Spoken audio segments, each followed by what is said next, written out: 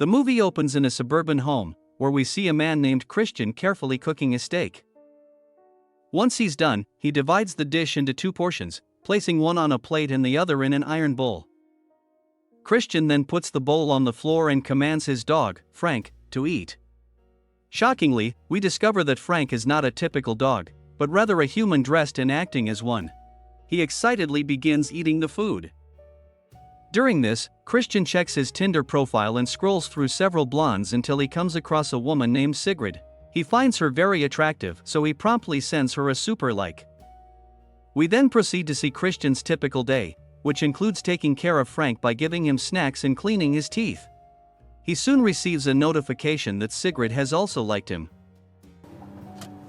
Spit. Later that night, Christian sends a text to Sigrid before falling asleep. In the morning, Frank approaches him in bed and awakens him with panting and sniffing sounds. An amused Christian then gives him his breakfast. He also notices that Sigrid has replied to his message and starts chatting with her. They spend the entire day talking, and she eventually invites him to meet. The next day, we see Christian dressed in a business suit for his date, and he asks Frank how he looks, but the latter just whimpers. After getting ready, Christian kisses his human dog goodbye and leaves the house. He soon arrives at a posh restaurant and waits for his date. But despite waiting for a long time, she doesn't show up, leaving him frustrated. After some time, Christian decides to leave, when Sigrid suddenly shows up in her sweatpants.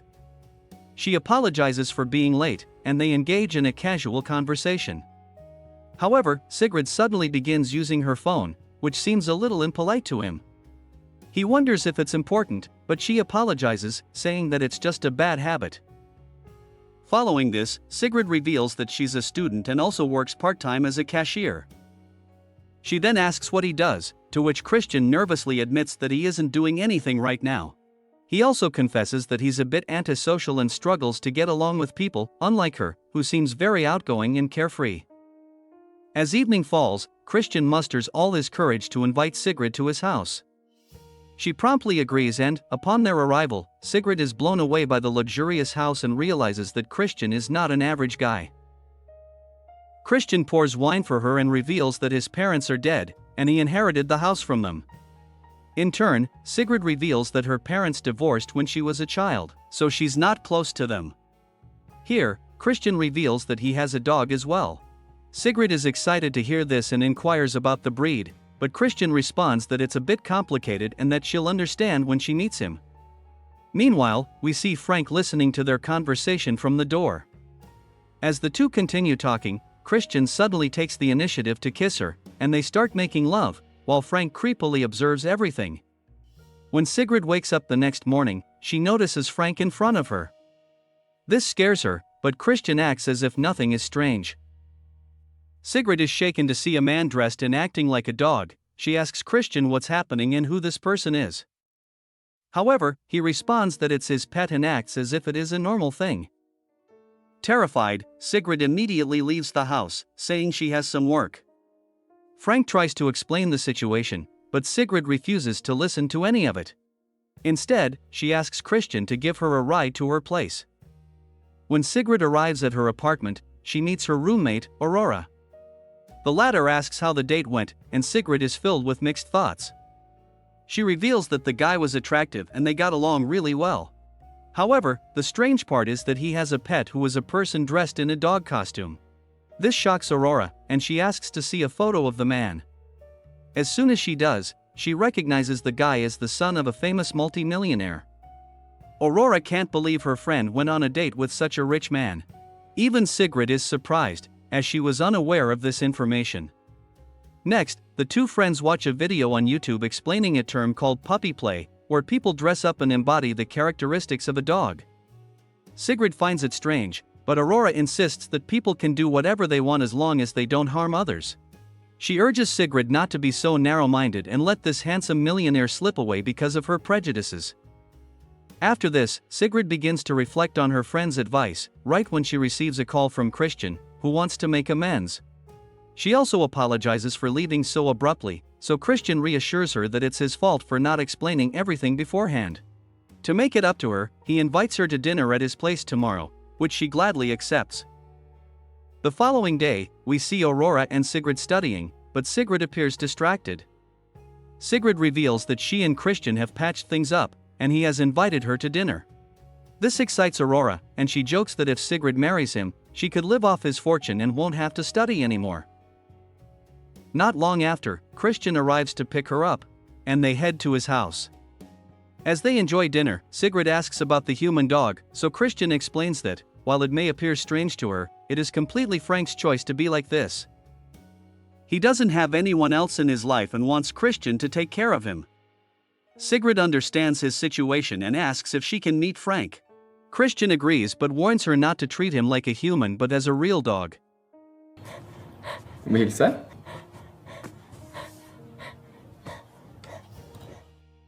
Although Sigrid is scared, she decides to give him a chance and pets him. But then, Frank climbs onto her lap like an overjoyed dog and starts sniffing her. This makes Sigrid very uncomfortable, so Christian scolds Frank and orders him to back off. Christian appears upset about what happened, so he offers to take Sigrid home, but she prefers to stay with him and accepts this crazy situation. Sigrid then asks how the two of them met, so Christian explains that he met Frank in his childhood and that both of them were loners. He technically had friends because he had expensive toys and sweets. But once that stopped, everyone left his side except Frank, making him his true friend. Sigrid spends the night once again, and the next morning, Christian surprises her with breakfast in bed. Shortly after, he brings Frank in, saying the dog wants to apologize for yesterday's actions. Sigrid is slightly spooked by this, so she promptly forgives him. She then realizes that she's getting late for class, so Christian drives her to college. In the next scene, Aurora invites Sigrid to hang out with their friends, but our girl apologizes and says she has plans with Christian. Aurora advises Sigrid not to be too easy, because rich guys like him are used to getting what they want. Later, when Sigrid goes to see Christian, he shows her his collection of books that belong to his mother. During this, Sigrid suddenly remembers her friend's advice and asks him to drive her home since night is falling. But Christian insists that she stay at his place, and in the end, she ends up complying. Later on, Christian tells her that Frank has been through a lot and that no one has been there for him. He admits that he doesn't understand why Frank chose to live as a dog, but he still supports him. Christian then suggests a trip to the countryside with Frank and him, which Sigrid agrees to. The next morning, Aurora jokes with Sigrid about playing hard to get, and they both hug before Sigrid leaves for her trip with Christian. The three of them set off on their trip, leaving the city behind. After a long drive, they arrive at a beautiful house in the middle of the forest. Sigrid is amazed by the location and decoration. But during dinner, she keeps scrolling through her phone, which irritates Christian. He suggests that they spend time together without the distraction for just this weekend. Sigrid is a bit hesitant but eventually hands him the phone, which he places in a box and locks somewhere. In the evening, we see Sigrid and Frank playing in the living room, while Christian watches them with delight. He then heads to the kitchen to get some wine. But then, during this time,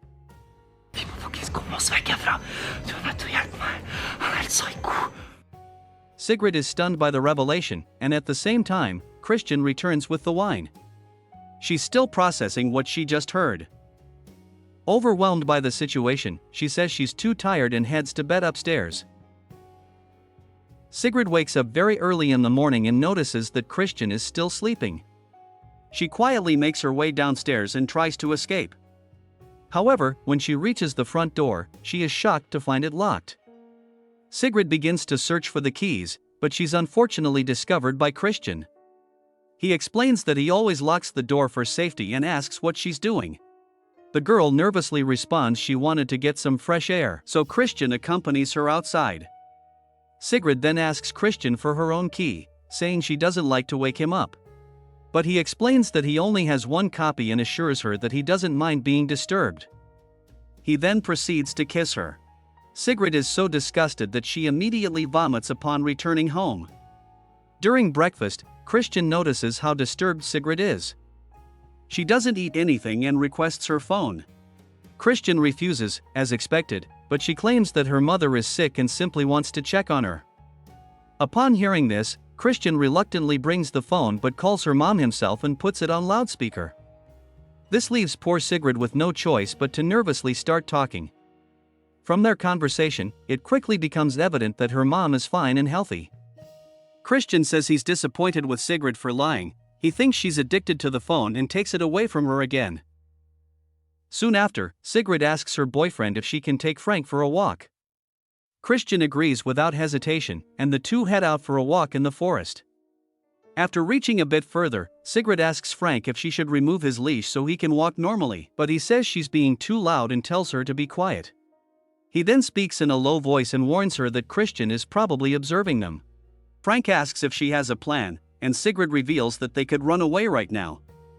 But Frank warns that Christian is ready for such a situation and that the only way out is to kill him. This freaks Sigrid out, and she asserts that she would never do anything like that. Shortly after, they return to the house, and Christian finds out that Frank hasn't gone to the bathroom. He decides to handle it himself and takes him outside. Meanwhile, Sigrid seizes this opportunity and grabs a kitchen knife.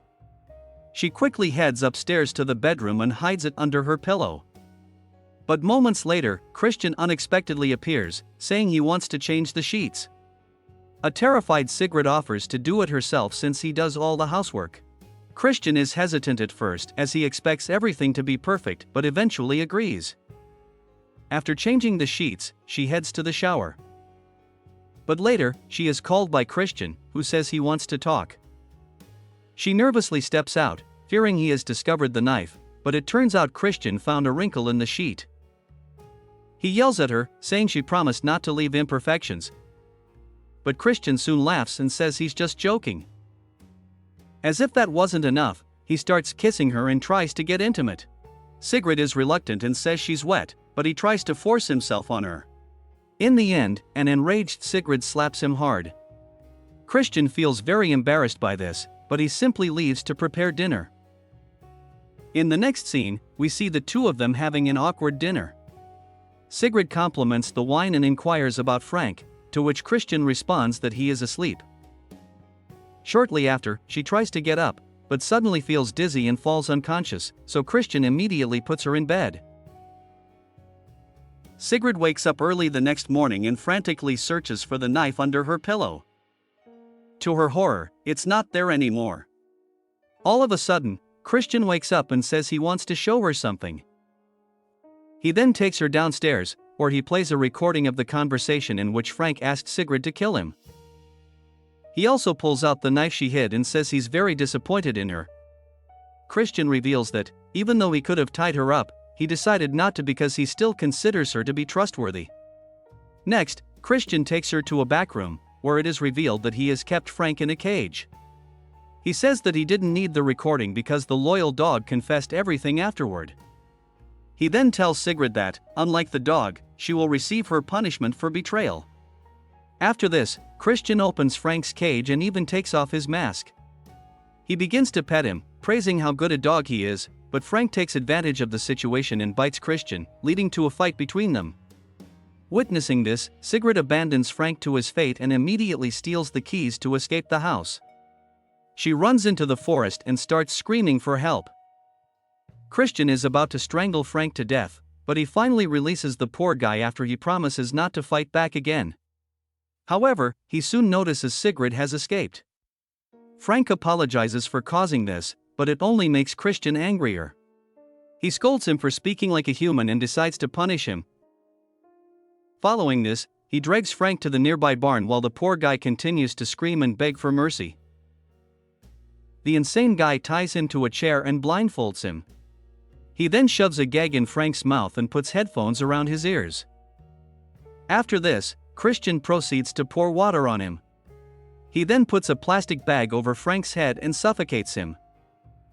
On the other hand, Sigrid can't find her way out of the forest, so she collapses on the ground and begins to cry.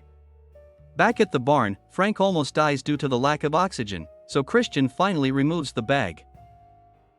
He then locks Frank in a cage and puts on the headphones himself. After this, Christian tortures him by playing loud music through big speakers all around the barn.